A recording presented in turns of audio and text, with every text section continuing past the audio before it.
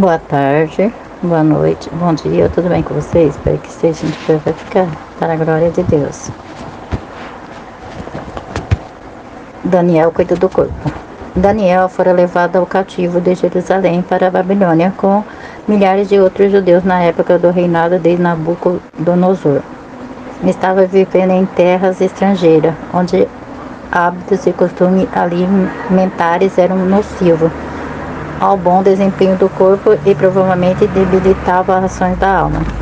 Pelo que faça uma experiência com seu servo durante 10 dias. Não nos dê nada além de vegetais para comer, água para beber. Depois compare nossa aparência com os dos jovens que comem comida do rei. Trata os seus servos de acordo com o que você concluir. Ele concordou e fez a experiência com eles durante 10 dias. Depois de 10 dias, uma dieta especial, Daniel e seus 3 companheiros foram achados em melhores condições físicas e mentais do que os demais. Pela diferença, o chefe da cozinha concordou em manter a dieta. Assim, o encarregado tirou a comida especial e o vinho que havia sido dignados em lugar disso lhe dava vegetais. Daniel capítulo 1, versículo 16. A alimentação balanceada proporcionou a Daniel uma grande desventura na Babilônia. O agente da sua alma, o corpo, estava em perfeitas condições em todo o momento. O modo como você trata o seu corpo tem relação direta com o uso que o Espírito Santo pode fazer dele.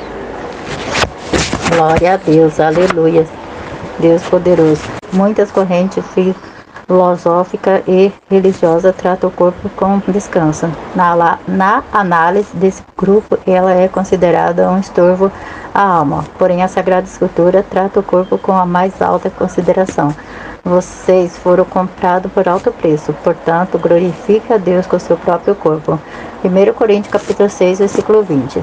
No preço pagar por Jesus a compra do homem, o corpo também fez parte do conjunto a ser apresentado a Deus.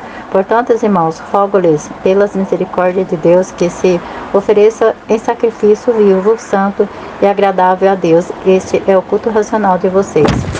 Romanos capítulo 12, versículo 1. O corpo é uma casa, é um lugar onde a alma do homem reside, aguardando a eternidade. Somente após a morte ela parte. É como a sua casa fosse demolida. Sabemos que se for destruída a temporária habitação terrena em que vivemos, temos parte de Deus em um edifício, uma casa eterna no céu, não construída por mão de homens. 2 Coríntios capítulo 5, versículo 1. O corpo é o templo. 480 anos após os filhos de Israel saírem do Egito, Salomão começou a construção do templo, tão sonhado pelo seu pai Davi, concluindo o edifício. Salomão introduz no lugar mais eterno do templo a Arca do Senhor, a presença de Deus. O templo foi consagrado pela presença de Deus no seu interior. Acaso não sabem que o corpo de vocês é santuário do Espírito Santo, que habita em vocês e que lhe foi dado por Deus e que vocês não são de si mesmo? 1 Coríntios capítulo 6, versículo 19. Quando o homem é restaurado, seu corpo torna-se o templo do Espírito Santo. O corpo de Jesus serviu como casa para a habitação do Pai, e nós como casa para a habitação do Espírito Santo. Sendo o homem espírito, é capaz de ter conhecimento de Deus para a comunhão com Ele. Sendo alma, ele tem conhecimento de si próprio. Sendo corpo, tem através do sentido conhecimento do mundo. Glória a Deus, aleluia, louvado seja o nome do Senhor. O surgimento das diversas seitas, heresias, religiões, filosofia, exalta ou rebaixa o homem criado por Deus. Só através das escrituras o homem pode tomar conhecimento de quem ele é, como veio a existir, de que elemento é composto e até onde é importante para Deus. Deus, ao criar o homem, fez dele um ser imortal, diferente do resto da criação. O homem recebeu parte de Deus e o corpo divino, um espírito imortal, pelo qual Deus comunica-se com ele. Este homem possui uma alma e ela é a sede de vontade do pensamento e das emoções, por onde manifesta seus 5 sentidos: visão, audição, olfato, tato e paladar. O homem, como Deus, é um ser trino e uno, ao mesmo tempo em que podemos dividi-lo em espírito, alma e corpo, é impossível estudá-lo separadamente. Através desse ser tão especial, Deus quer manifestar sua glória. Aleluia, Deus poderoso, grande Deus. Verdade, Senhor. Deus é maravilhoso. Deus, Ele quer nos abençoar, né? Através do Espírito Santo. E o nosso corpo, ele é casa do Espírito Santo. E Deus quer nos ajudar a conhecer a nossa vida, mas para isso nós precisamos chegar mais perto de Deus cada dia, ter uma vida com Ele. Quando Deus criou o homem, Ele formou do pó da terra, em seguida soprou nas suas narinas o fôlego de vida. Esse fôlego tornou-se o espírito do homem, que é um contato instantâneo com o corpo formado a partir do pó da terra. Deu origem à alma do homem. Então o Senhor Deus formou o homem do pó da terra e soprou em suas narinas fôlego de vida, e o homem se tornou um ser vivente. Gênesis capítulo 2, versículo 7. Nesse dia, quando as mais diversas religiões filosóficas do mundo apresentam de modo errado a natureza humana, é importante que nós, filhos de Deus, conhecemos a verdade, que pode conhecer melhor o homem a não ser quem criou. Glória a Deus. Deus é maravilhoso e foi Ele que nos criou.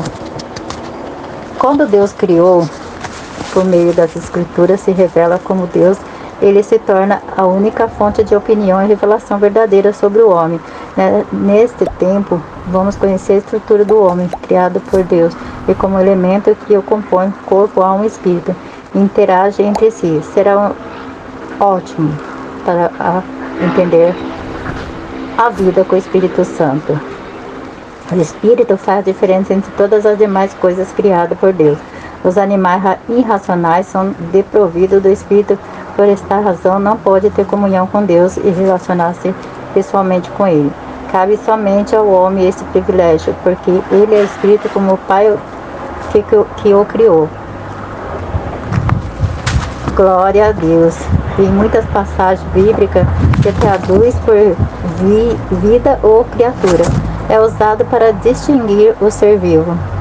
Queremos dizer com isso que a natureza da alma humana difere-se dos animais irracionais. Compreendemos esse sentido, podemos dizer que o animal irracional possui alma, porém segundo a sua natureza e não como a do homem. Deus Espírito, é necessário que seus adoradores adorem o Espírito em verdade. João capítulo 4, versículo 24. Nossa adoração a Deus é a comunicação de Deus conosco, se dão diretamente no Espírito. Esse encontro acontece no homem interior e não na alma ou na carne. Judeus samaritanos viviam totalmente equivocado quanto à sua adoração.